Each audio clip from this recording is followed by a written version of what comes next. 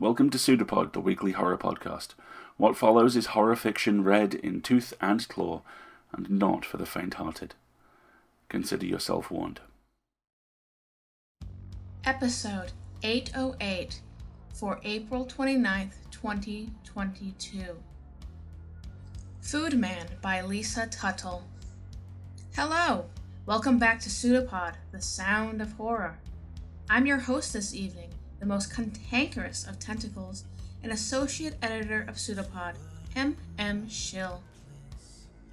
Tonight's author, Lisa Tuttle, began her career as a published writer in the early 1970s, and in 1973 won the John W. Campbell Award for Best New Science Fiction Writer, now known as the Astounding Award. She's the author of several novels and more than 100 short stories. Her first short story collection, A Nest of Nightmares, was published in the UK in 1986. Her other collections include A Spaceship Built of Stone, Memories of the Body, Tales of Desire and Transformation, Ghosts in Other Lovers, and Objects in Dreams. Tonight's offering is Food Man. It was originally published in Crank and was nominated for an Otherwise Award, previously known as the Tiptree Award. For her complete bio and links to her other stories that have been featured on PseudoPod, please visit pseudopod.org/people/Lisa-Tuttle. I am pleased to say that tonight's narrator is PseudoPod's very own mother tentacle and editor, Kat Day. Kat Day is a PhD chemist who was once a teacher and is now a writer and editor. By day, she mostly works as a freelance editor and proofreader of scientific materials, with bits of articles and book writing thrown in. By night, she mostly does all the stuff she hasn't managed to do during the day. She had articles published in Chemistry World, has written science content for DK, and has produced scripts for Crash Course Organic Chemistry. Her fiction can be found at Daily Science Fiction and Cast of Wonders, among others. You can follow her on Twitter at Chronicle Flask, or check out her blogs, The Chronicle Flask and The Fiction File. She lives with her husband, 2 children, and cat in Oxfordshire, England. She thinks black coffee is far superior to tea, and well, the purple liquid on the stovetop is none of your concern. Content warning for eating disorder and sexual content. Now, without further ado, we have a story for you, and we promise you, it's true.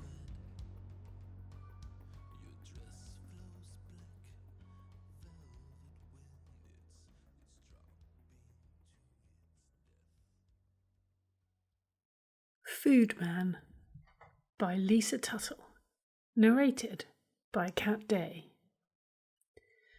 Dinner was the real problem.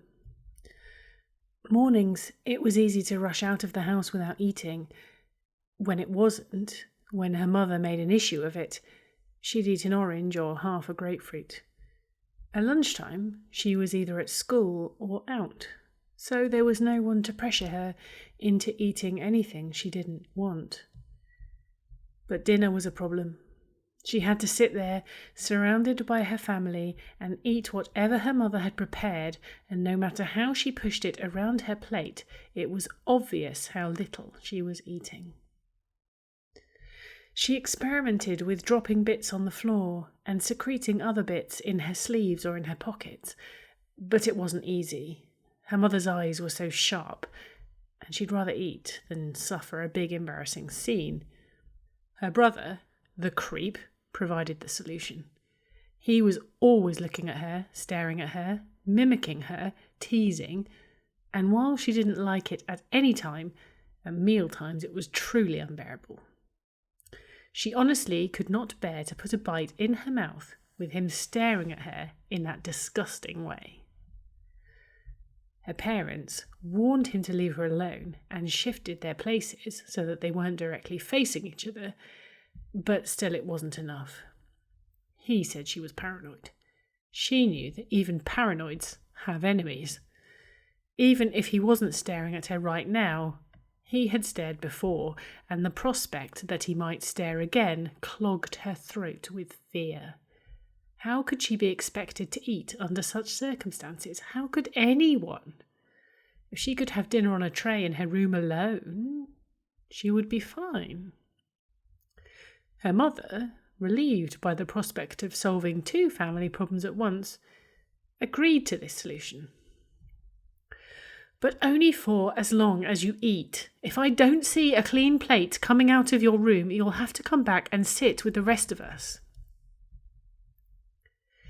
It was easy to send clean plates out of her room. After she'd eaten what she could stomach, she simply shoved the rest of the food under her bed. Suspecting that the sound of a toilet flushing immediately after a meal would arouse her mother's suspicions, she planned to get rid of the food in the morning. Only by morning she'd forgotten, and by the time she remembered, it was dinner time again. It went on like that.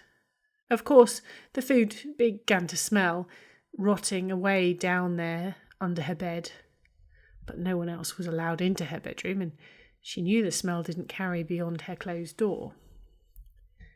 It was kind of disgusting when she was lying in bed, because then there was no avoiding it. The odour simply rose up, pushed its way through the mattress, and forced itself upon her. Yet, even that had its good side. She thought of it as her penance for being so fat, and was grateful for the bad smell, because it made her even more adamantly opposed to the whole idea of food. How could other people bear the constant, living stink of it? The cooking, the eating, the excreting, the rotting. When she could no longer bear the enforced, nightly intimacy with the food she refused to eat, she decided it was time to get rid of it. Before looking at it, she decided she'd better arm herself with some heavy-duty cleaning tools, paper towels, rubber gloves, maybe even a small shovel. But when she opened the door of her room to go out, there was her mother, looking as if she'd been waiting a while. "Where are you going?" "What is this, a police state?" Hastily, afraid the smell would get out, she pulled her door shut behind her. "I want a glass of water." "From the bathroom?"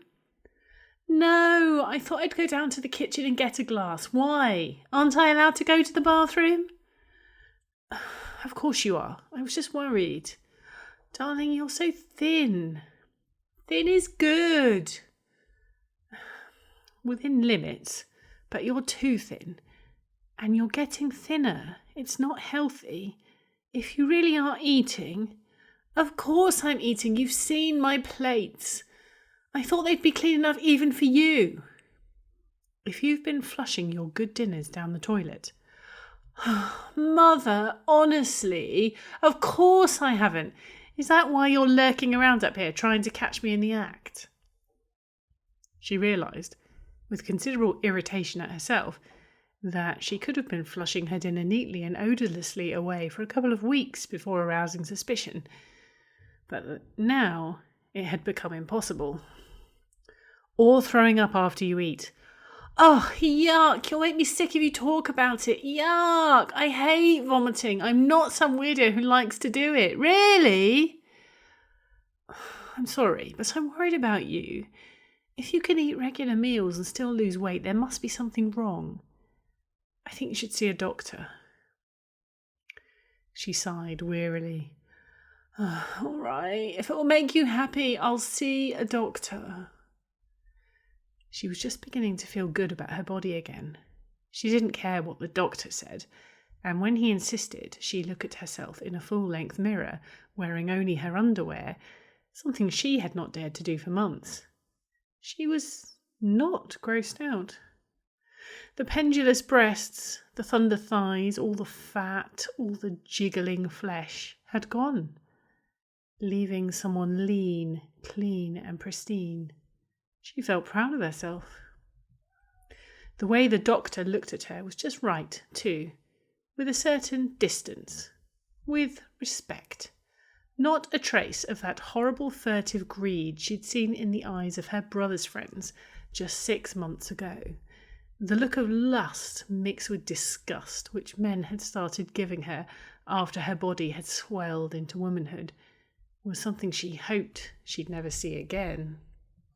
"How long since you had a period?" the doctor wanted to know. "About 4 months. She was pleased about that too. You weren't supposed to be able to turn the clock back and reject the nasty parts of growing up, but she had done it. She was in control of herself. In reality, of course, the control was in the hands of others. As a minor, she was totally dominated by adults, chief among them her parents. After the doctor's diagnosis that she was deliberately starving herself, she was forced to return to the dinner table. Resentful and humiliated, she pushed food around on her plate and refused to eat it. Threats of punishment only strengthened her resolve. "That's right," she snarled. "Make me a prisoner. Let everyone know. Keep me locked up, away from my friends, with no phone and no fun. That's really going to make me psychologically healthy. That's really going to make me eat." Bribes were more successful. But her parents either weren't willing or could not afford to come up with a decent bribe at every single mealtime, and she simply laughed to scorn the notion that she'd let someone else control every bit of food that passed her lips for an entire week just for a pair of shoes or the use of the car on Saturday. She didn't need new clothes, CDs, the car, or anything her parents could give her, and she wanted them to know it. Now that the battle zone was marked out and war had been openly declared, food was a constant, oppressive preoccupation. She was reminded of food by everything she saw, by everything around her. Hunger, which had once been the pleasurably sharp edge that told her she was achieving something, was now a constant, miserable state. She no longer even controlled the amount she ate. She ate even less than she wanted because she couldn't bear to let her mother feel that she was winning, that anything she put in her mouth was a concession to her. She couldn't back down now. She couldn't even appear to be backing down. If she did, she would never recover. Her whole life would be lived out meekly under her mother's heavy thumb. Lying in bed one night, trying to get her mind away from food, she realised that the smell which permeated her mattress and pillow and all her bedclothes had changed. A subtle change, yet distinctive. What had been a foul stench was now not so foul. There was something interesting about it. She sniffed a little harder, savouring it. It was still far from being something you could describe as a good smell. It was a nasty smell, not something she'd want someone else to suspect she could like, and yet there was something about it which made her want more. It was both deeply unpleasant and curiously exciting.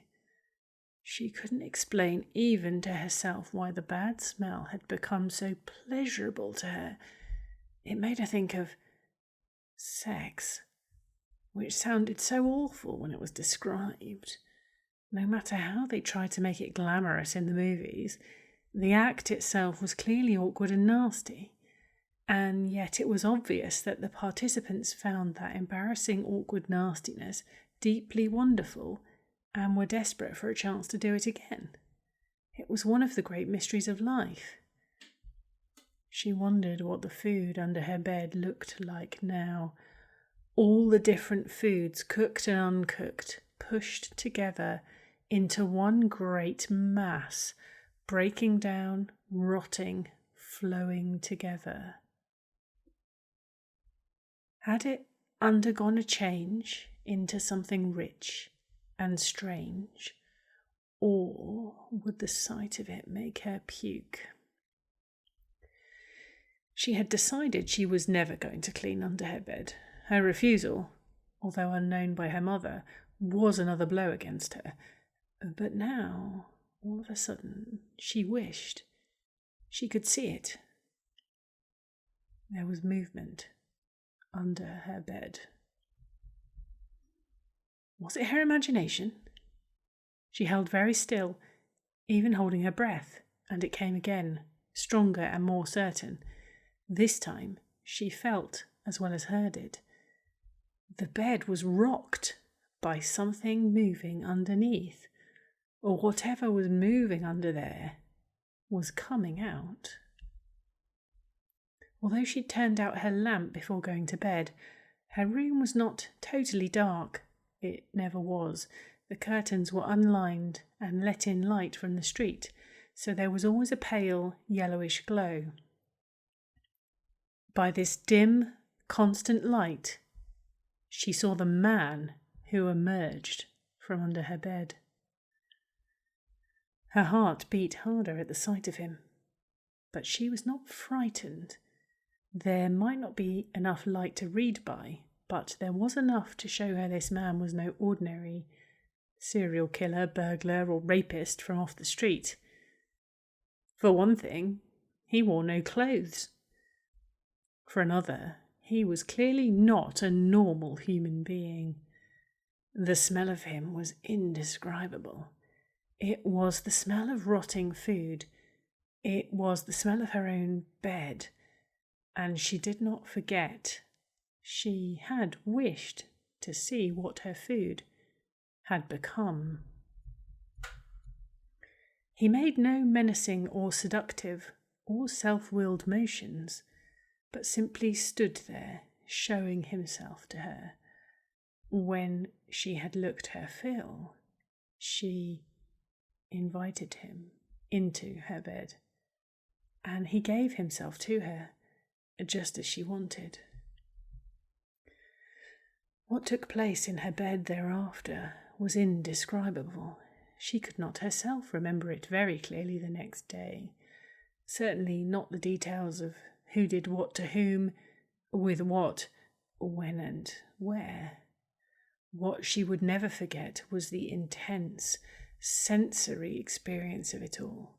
His smell, that dreadful stench with its subtle, enticing undercurrent, that addictive, arousing odour which he exuded in great gusts with every motion, and which ultimately seemed to wrap around her and absorb her like the great cloak of sleep.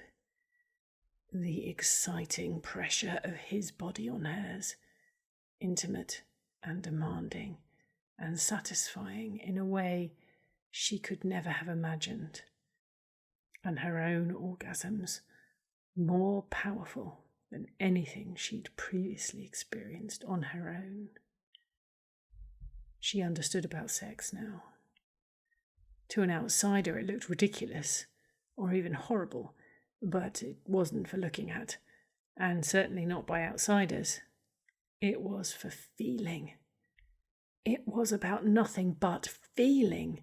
Feeling things you'd never felt before, having feelings you couldn't have by yourself. Being felt. It was wonderful. In the morning she woke to daylight, alone in her deliciously smelly bed, and she felt transformed. She suspected she had not, in the technical sense, lost her virginity. Far from losing anything, she had gained something. She felt different. She felt expanded and enriched. She felt powerful. She felt hungry. She went downstairs and, ignoring as usual her mother's pitiful breakfast offering, went to the counter and put 2 slices of bread in the toaster. Wisely, her mother did not comment. Her brother did. When she sat down at the table with 2 slices of toast, thickly spread with peanut butter. "What's this, your new diet?" "Shut up, pig face," she said calmly, And yes, her mother let her get away with that too. Oh, she was untouchable today. She had her secret, a new source of power. At lunchtime, the apple she'd intended to eat wasn't enough, and she consumed the cheese sandwich her mother had made for her, and the carrot sticks, a bag of potato chips, and a pot of strawberry yogurt. Sex, she realised, took a lot of energy, burned a lot of calories. She had to replace them, and she had to build herself up. Now that she had a reason for wanting to be fit and strong, she recognised how weak she had become by not eating. She wouldn't have to worry about getting fat, not for a long time, not as long as the nightly exercise continued. It did continue, and grew more strenuous as her strength, her curiosity, her imagination, all her appetites increased. She no longer feared getting fat. On the contrary, she was eager to gain weight. She wanted to be stronger, and she needed more weight for muscle. More flesh was not to be sneered at, now that she knew how flesh could be caressed and aroused. She ate the meals that were prepared for her and more. She no longer had to be obsessive about controlling her intake of food because it was no longer the one area of her life she felt she had some control over. Now she controlled the creature under her bed, and their passionate nights together were the secret which made the daytime rule of parents, teachers, and rules bearable. Her nights were much more important than her days, and during the night she was in complete control. Or so she thought, until the night her creature did something she didn't like. It was no big deal, really. He just happened to trap her in an uncomfortable position when he got on top of her, and he didn't immediately respond to her attempts to get him to move. It was something anyone might have done, inadvertently, unaware of her feelings, but he was not anyone, and he'd never been less than totally aware of her every sensation and slightest desire. Either he'd been aware that he was hurting her because he'd intended it, or he'd been unaware because he was no longer so much hers as he'd been in the beginning, because he was becoming someone else. She wasn't sure which prospect she found the more frightening. The rot had started in their relationship, and although each incremental change was tiny, hardly noticeable to someone less sensitive than she, they soon demolished her notion of being in control. She was not in control. She had no power. She lived for her nights with him. She needed him. But what if he didn't need her? What if one night he no longer wanted her? It could happen. He'd started to criticize, his fingers pinching the excess flesh which had grown back with her greed on her stomach and thighs, and she could tell by the gingerly way he handled her newly expanded breasts and ass that he didn't like the way they jiggled. When he broke off a kiss too quickly, she knew it was because he didn't like the garlic or the onions on her breath. The unspoken threat was always there. One night he might not kiss her at all. Or one night he might just stay under the bed. She didn't think she could bear that. Having known sex, she was now just like all those people she'd found so incomprehensible in books and movies. She had to keep on having it, and she knew no other partner would satisfy her. She'd been spoiled by her food man for anyone else. She began to diet, but it was different this time. Once not eating had been pleasurable and easy. Now it was impossibly difficult. She no longer liked being hungry. It made her feel weak and cranky, not powerful at all, not at all the way she'd used to feel. This time she wasn't starving to please herself and spite the world, but to please someone else.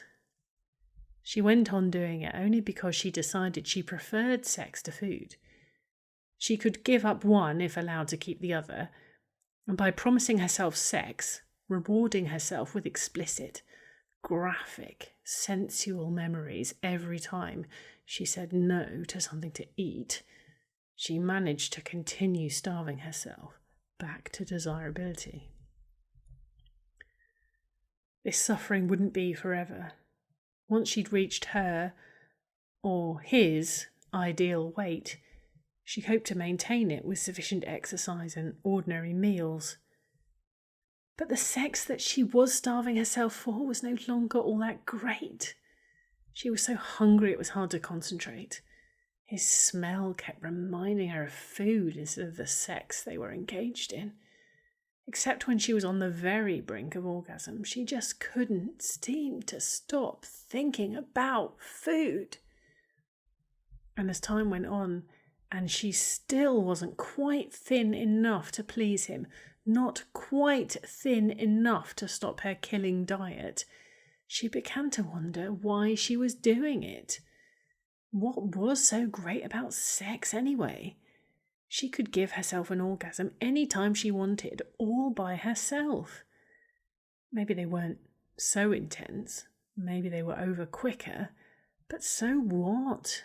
When they were over, she used to fall asleep contented, like someone with a full stomach, instead of lying awake, sated in one sense, but just beginning to remember how hungry she still was for food. As for arousal, what was so great about arousal? It was too much like hunger. It was fine in retrospect, when it had been satisfied. But while it was going on, it was just like hunger, an endless need going on and painfully on. She didn't know how much longer she could bear it. And then one night, she went from not knowing to not being able. When her lover climbed into bed with her, swinging one leg across her, holding her down as he so often did now, keeping her in her place, the smell of him made her feel quite giddy with desire, and her mouth filled with saliva. As his soft, warm, odorous face descended to hers, she bit into it. And it was just like a dinner roll, freshly baked. She even, as her teeth sank into his nose, tasted the salty tang of butter. He did not cry out. He never had made a sound in all the nights she had known him, nor did he try to escape or fight back, as she bit and tore away a great chunk of his face and greedily chewed and swallowed it. She felt a tension in him, a general stiffening, and then, as unable to resist, she took a second bite. She recognized what he was feeling.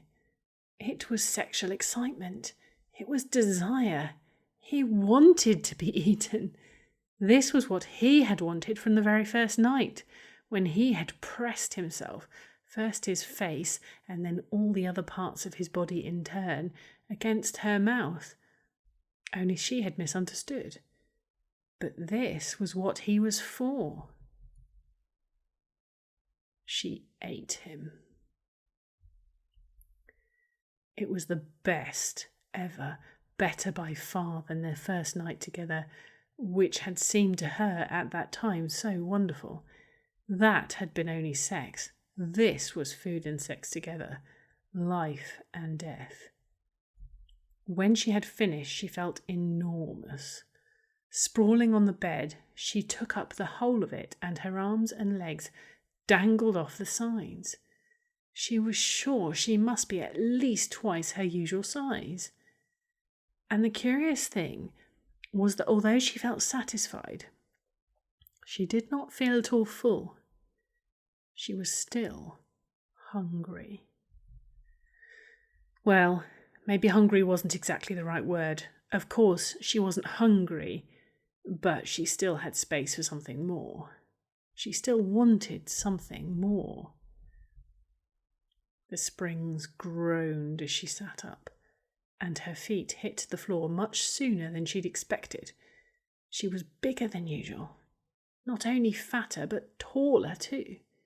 She had to duck to get under her own bedroom door. She stood for a moment in the hall, enjoying her enormous new size and the sense of power it gave her. This, not starving herself and not having secret sex, was true power. Food and eating and strength and size. She knew she wanted to eat something more, maybe a lot of something more, before the night was over. There was a smell in the air which had her moist and salivating with desire. She licked her lips and looked around, her fingers flexing. But there wasn't much of interest in the hallway. A framed studio portrait of the family hung above the only piece of furniture, a small table with a wobbly leg. On the table was a telephone, a pad of yellow post-it notes, and a gnawed wooden pencil.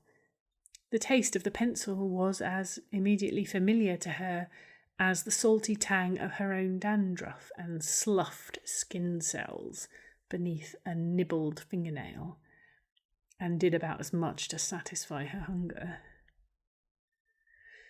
The shiny, dark, chocolate-coloured telephone wasn't as easy to eat as the pencil had been, but she persevered and had crunched her way through more than half of it before the unpleasant lack of taste and the discomfort of eating shards of plastic really registered. She finished it anyway. It was all fuel, and then sniffed the air. From the bedrooms where her brother and her parents slept drifted the rich, strong, disturbing smells of sex and food. Aroused and ravenous, she followed the scent of her next meal.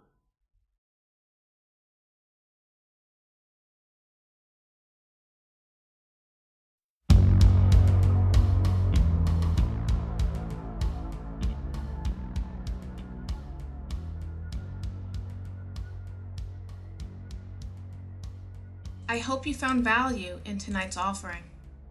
But now some sobriety. Around 9% of the US population suffers from an eating disorder. That's approximately 28.8 million Americans. This disorder is all-consuming and deadly for its sufferers, on both extremes of the disorder, whether it be abstinence from proper nutrition or the binging of nutrition.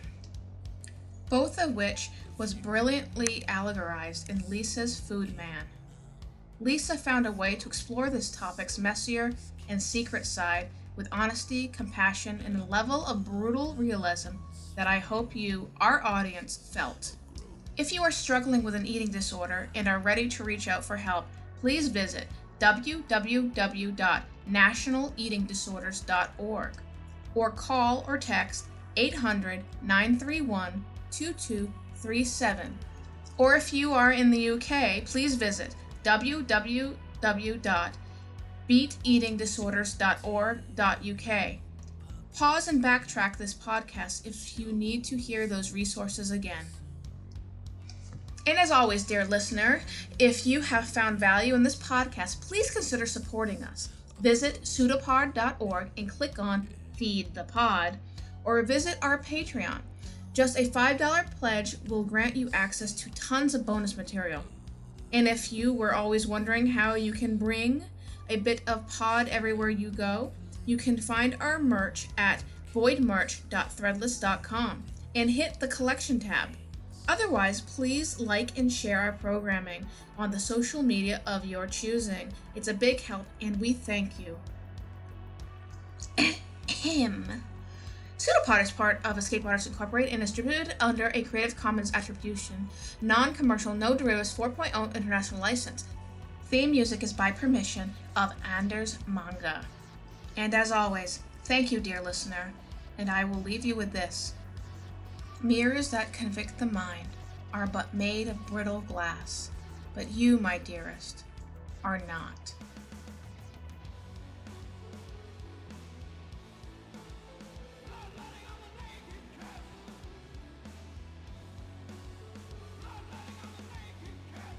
It's a PseudoPod. It's a big foot. It's all about podcasts these days.